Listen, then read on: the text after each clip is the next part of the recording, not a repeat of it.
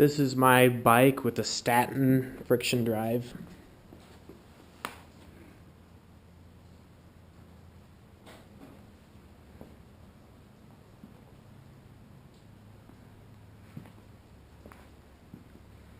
It has a Honda 4-stroke GX31 31cc engine.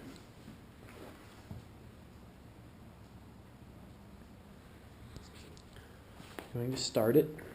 So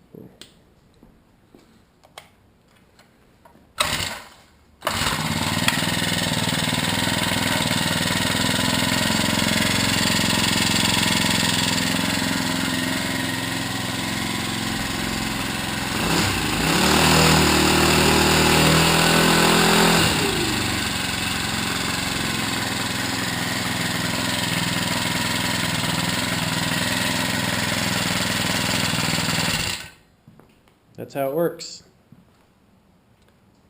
I would show you how it rides, but it's raining outside right now, and it doesn't work so good in the rain. The roller just slips.